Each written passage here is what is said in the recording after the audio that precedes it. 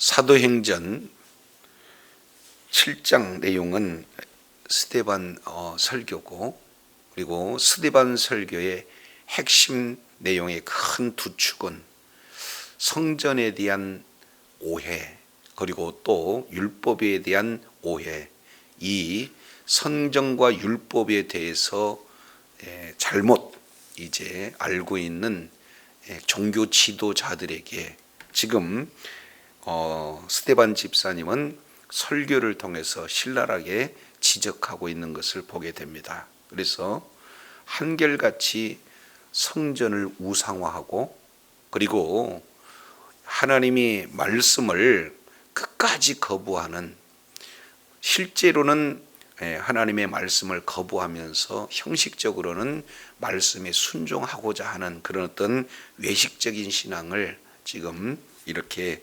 지적합니다. 그래서 진짜 하나님의 말씀에 불순종하는 자는 우리가 아니요 바로 너희다라는 것을 계속해서 은연중에 지금 말씀을 하고 있어요. 그들이 알아듣지 못해서 지금 계속 쭉 듣고 있는 그런 가운데 있습니다. 그래서 우리가 지난 시간에 살펴본 내용대로 너희 잘 알고 있는 우리 조상 아브라함이 있고, 그리고 우리 조상 요셉의 경우를 통해서 보자. 아브라함은 하나님의 말씀에 철저하게 순종하였던 자다. 그리고 특히 중요시 여길 수 있는 내용은 메소포타미아, 너희들이 생각하는 부정한 곳이라고는 그곳에 하나님께서 하나님의 영광의 모습을 그대로 드러나셔서 보이셨다. 그리고 하란에 있을 때도 그랬다. 그런데 너희는 어찌하여 지금 성전에만 하나님을 갖춰두려고 하느냐 하는 그 내용의 책망이 지금 소개가 되고 있어요. 두 번째, 우리 조상 요셉을 한번 봐라. 요셉이 어디에 끌려갔느냐? 애굽에 끌려갔다. 그 애굽에서 너희가 생각하는 그 애굽에 하나님께서 요셉과 함께 해주셨다. 그러한 온 우주 만물을 창조하시고 통치하신 그 하나님을 어찌하여 성전에다가 가두고 여기만 있다라고 주장하고 있느냐. 그래서 똑같이 지금 우리 조상은 요셉을 애굽에다가 팔았고, 그리고 이제 그러나 하나님께서는 요셉을 치리자로 세우는, 바로 요셉은 예수님의 예표적 인물인데, 또 동일하게 하나님께서 이제 요셉을 통해서 구원을 했던 것처럼 너희가 버린 예수님이 구원하는 그런 하나의 그림자 내용으로 요셉을 지금 설명을 이렇게 하고 있는 것을 우리가 살펴봤습니다. 자, 이어서 7장 17절 내용을 통해서 보니까 이제 하나님의 때를 말씀을 하고 있습니다. 뭐라고 말씀하고 있습니까? 나이가 40이 되매 17절, 하나님이 아브라함에게 약속하신 때가 가까웠다. 그래서 이스라엘 백성들이 애굽에서 번성하고 또 많아졌다. 그래서 번성하고 많아진 것은 하나님께서 하신, 아브라함에게 하신 그 약속이 이루어질 때가 되어졌다는 거예요. 왜냐하면 창세기 15장에서 400년 후에 4대 만에 이제 어떻게 됩니까? 너희를 이끌어내기 위해서는 큰 이제 군대를 만들어가는 그런 내용이 소개가 되고 있습니다. 이처럼 한 민족의 그런 어떤 세워지는 그런 어떤 내용은 하나님의 이 주권하에 다 있다. 모든 역사 자체가 그렇다 하는 부분들을 이렇게 보여주시면서 18절 내용을 통해서 보면 요셉을 알지 못하는 새 임금이 애굽 왕위에 올랐다 하면서 지금 17절부터 43절까지 전체는 이제 바로 모세에 관련된 내용을 소개하고 있어요. 그래서 크게 세 가지 파트로 단락으로 우리가 나눠볼 수가 있습니다. 17절부터 29절까지 이 내용은 모세의 생애에 대한 내용을 기록하고 있어요. 그리고 30절부터 36절까지는 모세의 소명에 대해서 말씀을 이렇게 진행하고 있고, 그리고 이제 37절부터 43절까지 이 내용은 이스라엘 백성들의 광야, 이 생활에 대한 내용들을 지금 말씀을 하고 있습니다. 그러면은 지금 모세의 생애 가운데 아브라함에게 약속하신 그 약속을 우리 하나님께서 이루시기 위해서 지금 누구를 등장하고 있느냐? 모세를 지금 등장하고 있어요. 근데 그 이스라엘 백성들이 애굽에 75명, 75명이 내려가서 한 민족으로 지금 세워지는 그런 상황은 18절 내용을 보니까 요셉을 알지 못하는 새 임금이 일어섰다. 지금 이렇게 왕위에 오르는 내용들을 말씀하고 있잖아요. 여기는 애굽 왕조 내용을 보면은 17대 힉소스 왕조 때 요셉이 총리로 있었던 거죠. 이것은 바로 힉소스 왕조는 원래 본토 애굽인 아닌 셈족이 왕조를 이렇게 구성한 때입니다. 그런데 자발적으로 애굽 인종이 이제는 17대 힉소스 왕조를 무너뜨리고 이게 아하모스 왕조 이 내용을 세우는 그런 어떤 시기이기 때문에 민족 자체가 달라요.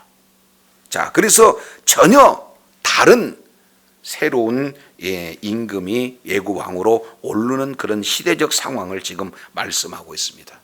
그래서요 7장 19절 내용을 통해서 보니까 그가 우리 족속에게 교활한 방법을 써서 조상들을 괴롭게 하여 어린아이를 내버려 살지 못하게 하려 할세, 이렇게 표현하고 있습니다.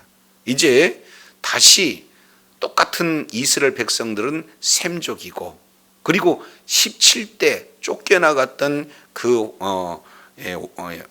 왕조가 셈족이고, 그래서 애굽 족속으로 되어져 있는 18대 이 아하모스 이런 어떤 왕조 때 서로 이렇게 협력하게 되어지면은 큰 문제가 되기 때문에 그들이 지금 악한 괴기를 쓰는 것은 뭐냐? 남자들은 다 죽이자. 지금 이런 결정을 내리는 그런 시대적인 상황에서 모세를 우리 주님께서 지금 이렇게 출생에 대한 내용을 말씀을 하고 있습니다. 자, 20절 우리 한번 읽도록 하겠습니다. 시작. 그때 모세가 낳는데 하나님 보시기에 아름다운지라 그의 아버지 집에서 석 달 동안 길리더니. 그러니까 남자 아이를 낳거든 죽여야 되는 그런 시대적 상황이잖아요. 그러면은 아이를 만약에 명을 거부하고 이렇게 살려줬다, 그러면은 그 가정 전체가 다 죽는 그런 상황이에요. 그러니까 아이를 살리는 데는 철저하게 지금 목숨이 담보가 되어져 있잖아요. 그런데 이 모세를 살렸다, 지금 이렇게 표현하고 있어요. 3달 동안 숨겼다는 거예요. 자, 근데 왜 그렇습니까? 한 단어 굉장히 중요한 내용이 소개되고 있죠. 모세가 낳는데 하나님 보시기에 뭐 했다? 아름다웠다. 여기가 참 중요한 단어입니다. 이 내용을 출애굽기 이 부분을 출애굽기 2장 2절에 구체적으로 말씀을 하고 있고, 이거에 대한 해석을 히브리서 11장 23절 내용을 통해서 이제 덧붙여 주고 있는데, 여기서 아름답다라는 단어는 히브리어로 토브라는 단어를 씁니다. 이 토브라는 단어는 하나님께서 보시기에 아름답다 하는 이 내용은 아름답고 완전하고 선한 그런 3가지의 그 상태를 다 가지고 있어요. 그러니까 이 내용은 특별히 하나님께서 택하셨다는 또 다른 사인을 말씀을 하고 있는 거죠.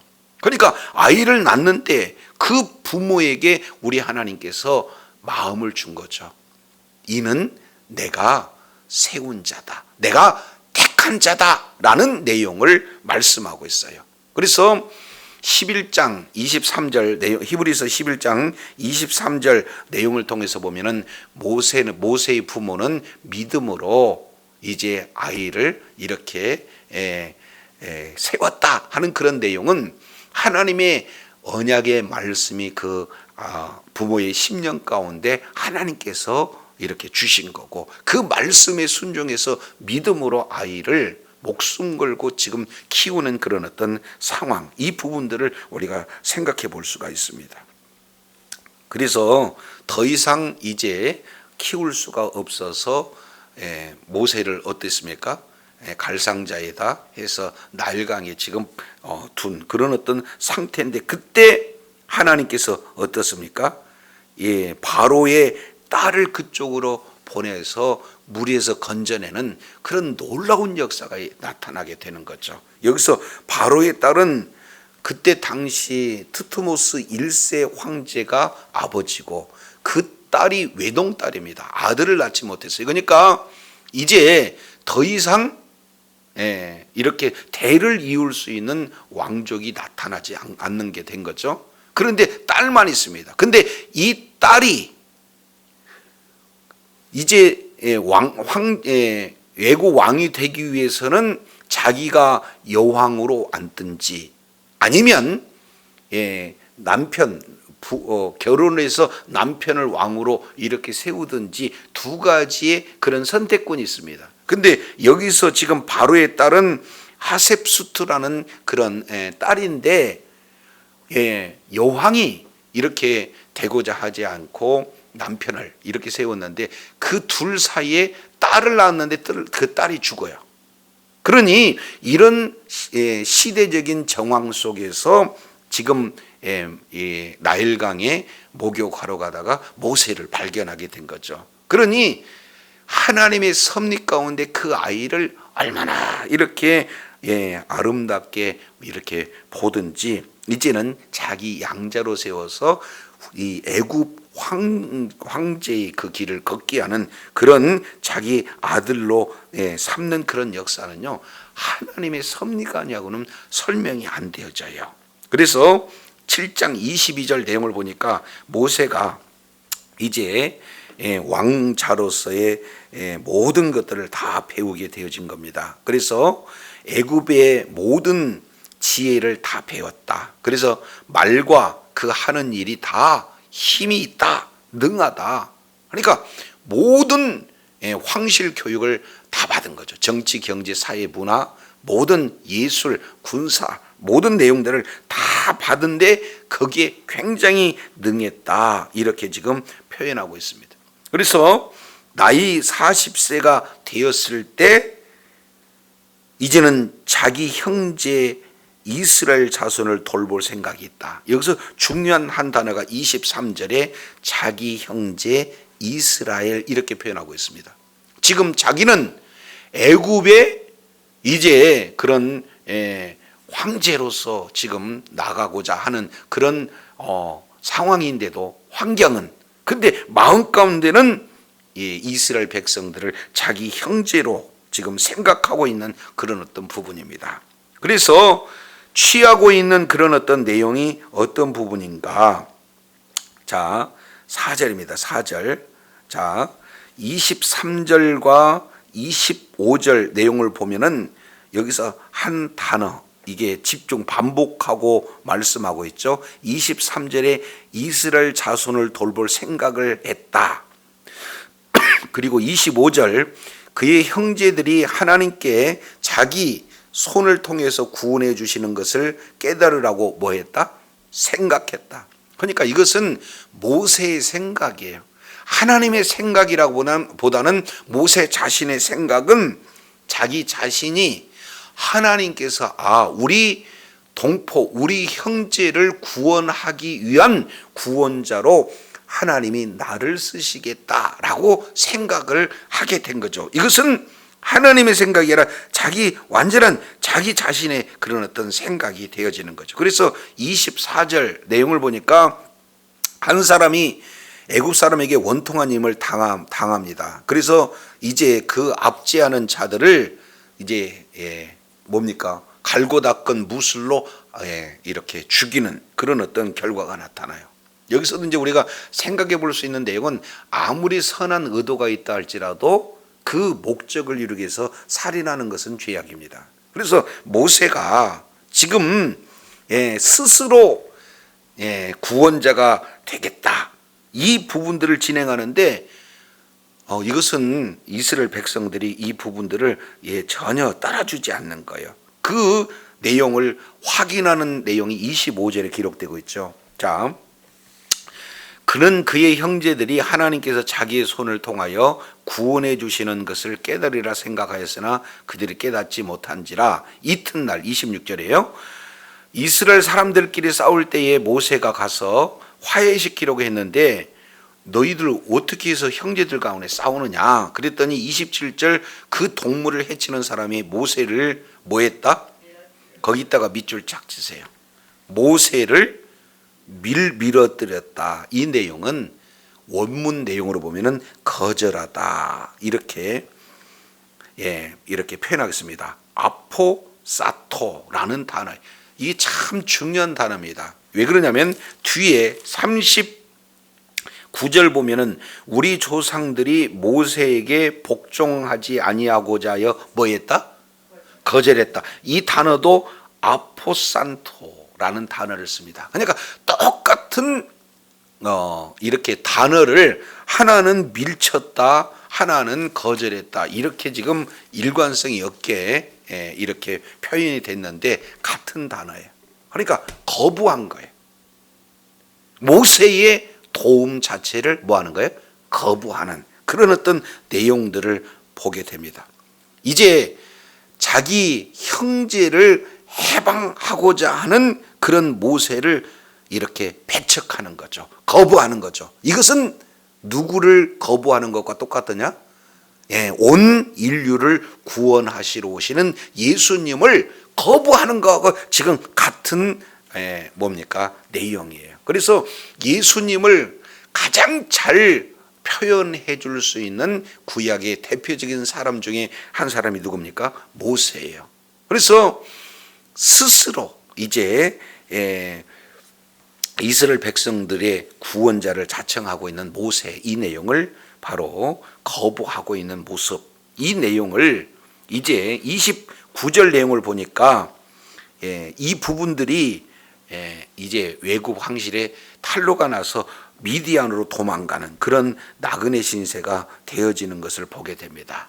그래서 자기 육신의 힘으로 주의 뜻을 이루려고 했을 때 그 뜻이 이루어지지 않아요. 자, 그랬을 때 아주 중요한 단어가 30절에 또 나오죠. 30절 40년이 차매, 이렇게 표현하고 있어요. 여기서 40년이 찼다는 것은 이제 23절 나이 40이 돼서 자기 동포를 생각한 거고, 또 그 후에 40년이 찼다는 것은 미디안 광야에서 이제 하나님의 계획 가운데 때가 찼다, 이 부분들을 지금 연결지어서 지금 말씀을 하고 있어요. 그러면은 모세는 자기 스스로 구원하려고 했을 때 배척을 당했지만 40년 동안 무의미하게 지낸 것 같아요. 광야에서 자기 양을 치른 것도 아니고 장인 양을 이렇게 치르면서 얼마나 마음이 허무했던지 첫째 아들 이름을 놨을 때 뭐라고 그랬어요? 게르솜. 그죠? 나는 객이 되었다, 이렇게 표현하는 거예요. 그러니까 얼마나 지금 심정이 힘든 그런 상황인지 모르잖아요. 자, 그런데 하나님의 계획은 또 다른 데 있다, 그 말이죠. 이제 광야 40년 이곳저곳 이제 이 양을 치면서 어디 가면은 물이 있고 어디 가면 풀이 있고 어디로 오면은 적군이 들어오고 어떻게 이동해야 이렇게 야영하는지 모든 그런 어떤 상황을 하나님께서는 철저하게 훈련시키는 그런 하나님의 계획을 모세는 알 턱이 없잖아요. 그러나 하나님의 계획은 꾸준히 이제 아브라함과 약속하시는 그 약속을 이루시기 위해서 하나님께서는 계속해서 일하고 계시는 내용들을 우리가 여기서 살펴볼 수 있게 됩니다. 그래서 훗날 양이 아니라 이스라엘 백성 전체를 인도하는데 광야 40년의 이 경험은 매우 유익한 경험이 되어지는 거고, 구원하시기 위해서 특별히 하나님께서 모세를 훈련시키는 그 40년 기간, 이 내용을 우리가 살펴볼 수가 있게 되는 거죠. 자, 그런데 7장 30절 내용에 40년이 찼습니다. 그랬을 때 시내 산에 가시나무 떨기 가운데서 천사가 불러요. 그러면 이 천사가 부르는 이 장면은 출애굽기 3장 1절 2절 모세를 이렇게 부르시는 그런 어떤 장면 아니겠습니까? 근데 부른 것은 천사인데 31절 하반절 내용을 보니까 모세가 이 광경을 보고 아주 이상히 여기서 알아보려고 가까이 갔습니다. 그랬을 때 무슨 소리가 났다 그랬습니까?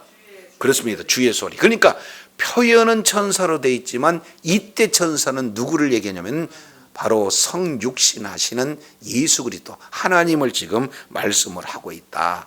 그래서 모세는 그곳에서 하나님을 만나게 되어지는 부분이죠. 거기서 들려오는 음성은 32절에 이렇게 표현합니다. 32절 나는 내 조상의 하나님 즉 아브라함과 이삭과 야곱의 하나님이라 하신데 모세가 무서워 감히 뭐했다? 바라보지. 그러면은 바라보지 못했다는 것은 그 자리에서 납작 엎드렸다는 것이죠. 겸손한 모세의 모습을 지금 보는 거예요. 하나님의 말씀을 들을 때 그 말씀을 듣는 모세의 그런 어떤 자세는 매우 겸손했다. 이 부분들을 우리가 지금 오늘 본문을 통해서 살펴보게 됩니다. 자, 그런데 이 내용을 지금 통해서 뭘 말씀하시고자 하는가? 자, 이제 33절, 34절 연결해서 우리가 살펴보도록 하겠습니다. 32절에 나타나는 아브라함 하나님, 이삭의 하나님, 야곱의 하나님 이 이름을 여호와 이렇게 표현하고 있어요. 그러면 여호와라는 이 신명은 어떤 내용입니까? 하나님께서 부르시고 하나님과 이제 언약을 맺으시고 그리고 언약을 맺으신 그 언약은 내가 반드시 지키리라 이루리라 하는 신실하신 하나님의 그 신명이 여호와 아니에요. 그러니까 아브라함의 하나님, 이삭의 하나님, 야곱의 하나님은 나는 언약의 하나님이다. 너희 조상 아브라함과 이삭과 야곱에게 맹세하신 언약하신 그 내용을 이루기 위해서 지금 내가 너를 지금 여기서 만나 주시겠다. 지금 이렇게 표현하고 있는 거예요. 그러면은 광야가 거룩한 장소입니까? 아니잖아요. 그런데 그곳에서 하나님께서 지금 임재하고 계시다라는 것을 사두개인, 바리새인 너희들 지금 바로 알아라. 이 내용을 지금 그들이 알고 있는 동일하게 알고 있는 성경 말씀 특히 출애굽기 내용을 통해서 지금 말씀을 하고 계시는 것을 보게 됩니다. 자, 그런데 그 말씀을 이렇게 주시는 하나님 앞에 겸손했던 그 모세에게 33절 이렇게 말씀하십니다. 주께서 이르시되 내 발의 신을 벗으라. 내가 서 있는 곳은 무슨 땅이다? 거룩한 땅이다. 한번 따라했습니다. 너 서 있는 곳은 거룩한 땅이다. 시작. 너 서 있는 곳은 뭐예요? 거룩한 땅이다. 지금 신의 산 이 내용은 사실은 약속의 땅 가나안 땅이 아니므로 이스라엘 사람들이 생각했을 때는 부정한 그런 어떤 땅에 있는 부정한 곳입니다. 그리고 모세는 사실은 부정한 사람에 불과해요. 그런데도 불구하고 하나님께서 그 부정한 장소에 부정한 사람에게 나타나시는 내용입니다. 거기서 하시는 내용이 뭡니까? 너 신발 벗으라는 거예요. 왜? 이유는 왜냐하면 내가 섰는 곳이 뭐하다? 거룩한 땅이다. 하나님께서 계시는 그곳이 거룩한 곳이지 너희들이 생각하는 지금 예루살렘 성전만이 구별된 그곳만이 하나님께서 임재하시는 그곳만이 거룩한 곳이 아니라는 것을 출애굽 내용을 통해서 정확하게 지금 지적하고 있는 내용을 우리가 이렇게 기억해야 되는 거예요. 얼마나 지금 중요한지 모릅니다. 여기서 우리가 이제 다 이렇게 다룰 수는 없지만 내 신을 벗으라, 이 내용은 하나님을 만나는 모든 사람들, 하나님을 아버지라 부를 수 있는 모든 자들, 언약 백성들에게 주어지는 내용은 한결같이 내 발에 신을 벗으라. 그러면 결국요, 주님 오시는 그날까지 우리는 무슨 훈련을 하는 거나 신 벗는 훈련을 진행하게 되는 거죠. 그러면 신을 벗는다는 의미는 무엇일까? 이건 시대적인 정향과 그리고 또 하나님의 말씀을 통해서 우리가 살펴볼 수가 있어요. 그 당시 이제 노예는요, 신을 신은 자들이 아닙니다. 신을 벗는 자입니다. 그러니까 내 발에서 신을 벗으라 하는 것은 너는 이제 하나님에 대한 누구다? 노예다. 그러면 노예는 두 가지 특성이 있습니다. 가질 수 없어요. 자기 재산도 가질 수 없고 자기 이를테면 생명도 주인의 것이죠. 그러니까 철저하게 주인의 말씀에 복종하는 그런 내용이고, 동시에 하나님의 말씀에 순종했을 때 모든 것을 우리 주인이 책임져 주시되 하나님께서 책임져 주시겠다는 그 메시지가 내 발에 신을 벗으라 하는 그런 의미가 담겨져 있습니다. 물론 외적인 내용으로는 더러운 곳에 부정한 것을 씻으라는 그런 의미도 일부 담겨져 있겠지만, 이 시대적인 정황의 내용을 통해서 보면은, 자, 너는 지금부터 이제 내가 택한 내 종이요, 너는 나의 이제 나를 주인으로 섬기라 하는 그런 부분입니다. 이 내용을 성경에서 의미하는 내용을 통해서 보면은 룻기서 4장 10절인가요? 이 내용을 통해서 살펴보면은 이런 표현들을 진행하고 있어요. 자, 룻기서 4장 8절, 7절 내용과 8절 내용을 보니까 신을 벗는다는 의미가 어떤 내용인지를 아주 정확하게 표현을 하고 있는 것을 볼 수가 있습니다. 4장 6절 내용을 보면은 네 권리를 넘겨라. 권리를 넘겨라. 그러면은 내 신을 벗어라 하는 것은 내 권리를 포기하라는 거예요. 지금까지 내 인생 그리고 내 모든 시간, 내 모든 재산을 내 것으로 취하고 내 것으로 생각했던 그 권리가 이제는 다 포기하고 전적으로 주님 앞에 헌신하겠습니다. 주님의 말씀이라면 순종하겠습니다 하는 그 의미가 신을 벗으라 하는 그런 어떤 내용인 것이죠. 그래서 우리가 성전관 정확하게 이렇게 표현할 때 우리는 신 벗는 그곳, 그 얘기는 하나님께서 말씀하신 그곳에서 이제 하나님이 임재하신 그곳, 바로 네가 서 있는 곳이 뭐다? 성전이다. 네가 서 있는 것이 바로 거룩한 곳이다라고 우리 주님께서 정확하게 이렇게 표현을 해주고 계시는 거예요. 그런데 많은 사람들은 하나님을 한정된 공간에, 내가 원하는 공간에 아예 그냥 나를 위한 하나님으로 이렇게 속박하는 그런 어리석은 자리에 있게 되는 것을 우리가 우리가 오해하고 있다는 것을 생각해 볼 수가 있어요. 자, 그래서 34절 아주 중요한 내용들을 이렇게 표현을 하고 있죠. 34절, 자, 이렇게 말씀합니다. 34절 내용을 보니까 내 백성이 애굽에서 괴로움 받은 것을 내가 확실히 뭐했다? 봤다. 그리고 그 탄식한 소리를 뭐했다? 들었다. 그래서 보고 듣고 그리고 그들을 구원하려고 내려왔다. 이제 내가 너를 애굽에 보내리라. 이렇게 주님께서 말씀하고 있어요. 자, 여기서 참 중요한 것은 내가 해서 나는 누굽니까? 하나님이. 그 하나님은 어떤 하나님이냐? 여기서 내용을 보니까 크게 지금 두 가지, 세 가지 내용을 표현하고 있죠. 보고, 듣고, 그리고 구원하시기 위해서 내려오신 하나님, 이것을 구체적으로 표현하고 있는 내용은 출애굽기 3장 7절부터 9절까지 크게 7가지 동사로 하나님이 어떤 분인가를 정확하게 표현하고 있습니다. 첫 번째 내용은 보고 듣고 알고. 한번 따라하겠습니다. 보고 듣고 알고. 보고 듣고 알고. 이것이 하나님이 어떤 하나님인가 하는 것을 보여줘요. 하나님이 계시다면 이럴 수가 있어요. 이런 사람들이 있는데, 이런 정말로 어려운 괴로움을 받고 있는 이런 상태를 우리 주님은 바로 보고 계시다 그 말이죠. 우리의 탄식 소리를 외면, 한 시간 한순간도 외면하시지 않고 우리의 탄식 소리를 들으시는 분이 우리 하나님이시다 그 말이에요. 그래서 보고 듣는다는 것은 다른 말로 정확하게 알고 계신다는 거죠.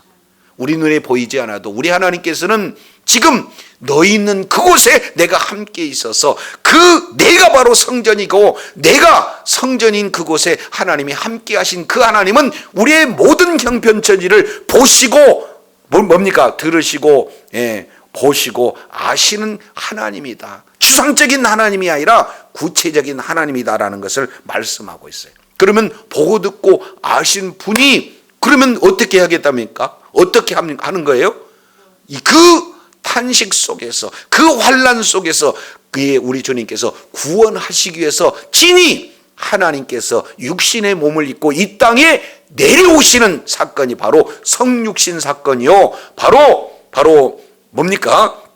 예수님께서 이 땅에 탄생하시는 그런 어떤 내용이 되어지죠. 그래서 결국에는 아브라함과 이삭과 야곱에게 약속하신 가나안 땅으로 우리를 마침내 인도해서 그 땅에 이르게 하시는 분이 우리 하나님이신 줄로 믿습니다. 그래서 7가지 내용, 보고 듣고 알고 내려와서 인도하여 데려가려 하노라 하는 이 7가지의 동사, 이 내용이 바로 출애굽기 3장 7절부터 9절 내용을 압축 요약해 놓은 것이 사도행전 7장 34절 내용이다.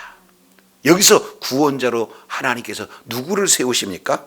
내가 너를 애굽으로 보내리라. 그러니까 모세는요, 개인 모습이지만 하나님께서 특별히 날 때부터 택하셔가지고 사명자로 세우셔서 모세를 통해서 이스라엘 백성들을 구원하시는 이 내용은 하나님이 아브라함과 이삭과 야곱에게 맹세하신 그 땅이 때가 되었고 그것을 이루시기 위해서 지금 하나님께서 모세를 이렇게 역사 가운데 나게 하시고 훈련시키시고 이렇게 건져내시는 그런 어떤 상황, 이 부분들을 말씀하고 있어요. 이게 얼마나 감사한 일입니까? 그런데도 35절 우리가 한번 살펴보겠습니다. 35절 내용을 보니까 이스라엘 백성들의 반응이에요. 자, 이것은 지금 스데반 집사님이 이 부분에 대한 해석을 하고 있는 것을 보게 됩니다. 자, 35절 우리 한번 보겠습니다. 그들의 말이 누가 너를 관리와 재판장으로 세웠느냐 하면서 뭐 했어요? 거절하였던 그 모세를 너희는 거절했단 말이죠. 그런데 그 거절했던 모세를 누가 뒤에 보니까 하나님은 가시나무 떨기 가운데서 보이던 천사의 손으로 관리와 속량자로서 뭐 했다? 보내셨다. 누가 보내신 거예요? 하나님께서 너희의 관리자, 너희를 속량할 자로 하나님이 보내셨고, 너희는 어떻게 우리를 관리하고 우리의 재판장으로 세웠냐 하면서 거절했다 그 말이죠. 너희는 거절했던 그 모세를 우리 하나님께서는 관리자로 그리고 속량자로 세우셨다. 이 내용은 예수님의 또 다른 예표적인 그림자의 내용이다 그 말이죠. 자, 성경 여러 군데 나와 있지만 베드로전서 2장 5절 이하 내용을 통해서 보면은 건축자의 버린 돌이, 그러니까 건축자들은 쓸모없는 돌이다라고 버렸는데 이스라엘 백성들은 모세를 이제 이제 쓸모없다라고 버렸는데, 그 버린 돌을 하나님께서는 너의 관리자로 재판장으로 세운 것처럼 지금 유대인들은 예수님을 보내주셨어요. 관리자로, 구원자로 보내주셨는데 이스라엘 백성들은 예수님을 버렸습니다. 그러나 하나님께서는 너희가 버린 예수님을 바로 성전에 뭡니까? 모퉁이 돌로 세워서 온 인류를 구원하는 구원자로 세우시는 분이 하나님이 아니시냐, 이렇게 지금 말씀을 하고 있는 것을 보게 됩니다. 더 나아가서 36절 확정적인 내용이죠. 이 사람은 모세가 되겠습니다. 이 사람은 백성을 인도했어요. 그리고 나오게 하고 애굽과 홍해와 광야에서 40년간 기사와 표적을 뭐했다? 행했다. 그러면은 기사와 표적을 행했다는 것은 사람이 할 수 있는 일입니까? 하나님께서 하시지 않으면 안 되는 일입니까? 그러니까 40년 동안 수많은 기사, 이적, 표적들을 드러내는 자가 누구예요? 모세다. 그러면은 이 모세는 누가 세웠다는 것을 증명하고 있는 겁니까? 하나님께서 이 모세를 세우셨다는 그 증거가, 하나님이 부르셨고 하나님께서 세우셨고, 그런 증거가 40년 동안 기사와 표적을 이렇게 행하는 겁니다. 그 중에 대표적인 것이 열재앙이고, 그 중에 또 다른 대표적인 내용이 바로 홍해를 갈라서 이스라엘 백성들을 건너게 하는 일 아니겠습니까? 이것은 하나님께서 하시는 일이에요. 누구를 통해서? 모세를 통해서. 따라서 모세는 하나님께서 세운 자다라는 것을 보게 됩니다. 그러면 여기서 두 가지 내용을 또 역시 말씀을 하고 있어요. 첫 번째 내용을 통해서 보면은 지금 모세가 서 있는 그곳, 광야, 이스라엘 백성들이 봤을 때는 부정한 그곳, 그리고 이제 뭡니까? 모세, 지금 이를테면 도망자의 신세, 이런 자들, 이 자에게 내가 섰는 그곳이 성전이라는 거예요. 내가 서 있는 그곳이 하나님이 임재하고 계시는 곳이라는 것이에요. 그리고 그 성전에서 주님과 만났을 때 말씀을 받았던 모세의 내용은 너무나 뭡니까? 겸손하게 두렵고 떨림으로 엎드려서 그 말씀에 순종해서, 진짜 네가 섰는 곳은 거룩한 곳이니 네 발의 신을 벗으라 했을 때 우리 주님께 모세는 그 말씀에 순종했고, 그리고 그 말씀에 순종해서 이제 이스라엘 백성들을 관리하는, 그리고 이스라엘 백성들을 속량하는 그 귀한 사명을 감당할 때 하나님께서 함께 해주시는 그런 놀라운 일이 있었는데, 너희들이 지금 하고 있는 것은 뭐냐? 모세도 뭐 했어요? 거부했다 하는 것을 보게 됩니다. 그것은 모세를 거부했다는 것은 모세 뭡니까? 하나님께서 세우신 그런 어떤 자를 거부하는 것으로 곧 하나님을 거부하는 내용, 이 부분들을 이렇게 정확하게 지적하고 있습니다. 자, 오늘은 이 시간은 여기까지. 우리가 이제 정리합니다. 아브람, 요셉, 이 두 사람을 통해서 하나님께서 있는 그곳이 바로 메소포타미아, 하란, 애굽, 지금 성전에만 계시고 성전에 갖추고 있고자 하는 지금 사두개인과 바리새인들, 그들에게 역사를, 구약성경 전체를 쫙 거론하면서 하나님이 계신 곳이 성전이고, 바로 예수 그리스도의 십자가의 보혈로 속량함을 받은, 이제 우리에게 성령을 우리 주님께서 주셔서 이제 십자가 부활의 그 영원하신 생명을 주시고 우리 가운데 이제 성령님께서 임재하고 있으니 우리는 바로 하나님이 살아계신 하나님의 성전이 바로 저와 여러분이 되어진 줄로 믿습니다.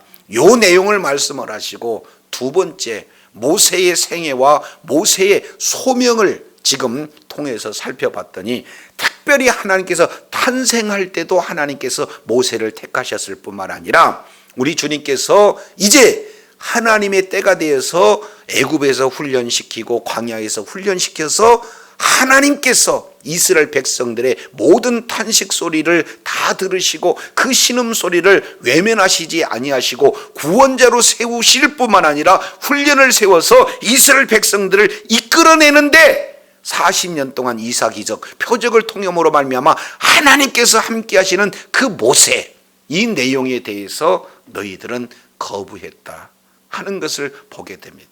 그리고 모세가 서 있는 그 미디안 광야에서 만나 주시고, 그리고 그 시내산에서 만나 주시고, 그 모세에게 이렇게 거룩한 장소라고 말씀해 주시는 그 내용은 하나님은 어느 한정한 특정한 공간에만 갇혀 있는 하나님이 아니시다. 이 부분들을 정확하게 말씀하고 있다는 것 기억하시기 바랍니다. 그래서 주님 오시는 그날까지 우리가 바로 할 것은요, 성전이 누군가, 성전이 어떤 곳인가, 바로 하나님이 함께한 하나님이 계신 곳이 성전이다. 그리고 그 성전에 계신 우리 하나님께서 주신 그 말씀을 우리는 모세처럼 겸손하게 바로 그 말씀에 순종하는 그런 자리가 있어야지, 그 말씀을 거부하는 그런 어리석은 자리에 있어서는 안 된다. 그런데 지금